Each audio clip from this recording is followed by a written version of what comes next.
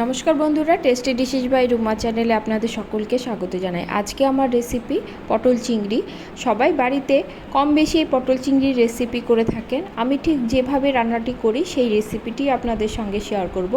আমি আমার রান্নাগুলোতে খুব কম মশলাতে এবং খুব সাধারণভাবে রান্নাগুলো করার চেষ্টা করি। এই পটল চিংড়ি করার জন্য পটল এবং আলুগুলোকে একটু বড় বড় করে বানিয়ে নেব।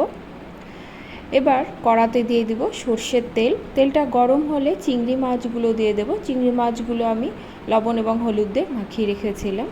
চিংড়ি মাছ দিয়ে কিন্তু আমি খুব একটা বেশি ভাজবো না, একটু সাঁতলে নিয়ে তুলে নেব। ওই চিংড়ি মাছ ভাজার তেলেতেই ফোড়নে দেব গোটা জিরে এবং তেজপাতা। মাছের তেলেই রান্নাটি করার চেষ্টা করবেন, এতে কিন্তু ঝোলের ফ্লেভারটা খুব ভালো আসে।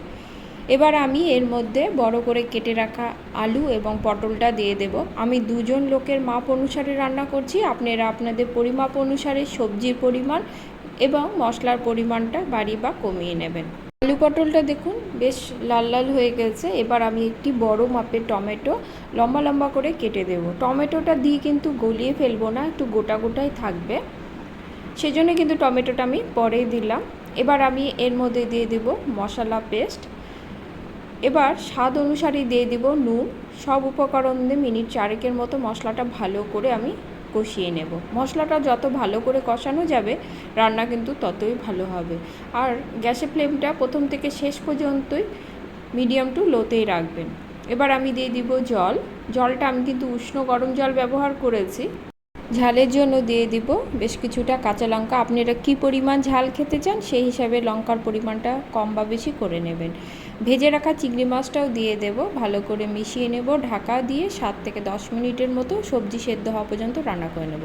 মশলার মধ্যে আমি নিয়েছি 1 চামচের মতো আদা বাটা, হাফ চামচ জিরে গুঁড়ো, হাফ চামচ ধনে গুঁড়ো, হলুদ এবং কাশ্মীরি লঙ্কা গুঁড়ো। আমি যেহেতু কাঁচা লঙ্কা ব্যবহার করেছি সেজন্য কিন্তু আমি কাশ্মীরি লঙ্কা গুঁড়ো ব্যবহার করেছি। আপনারা যদি ঝাল খেতে চান সেক্ষেত্রে ঝাল লঙ্কার গুঁড়ো ব্যবহার করতে পারেন। ঢাকা খুলে দেখে নেব সবজিটা আমার সেদ্ধ হয়েছে নাকি।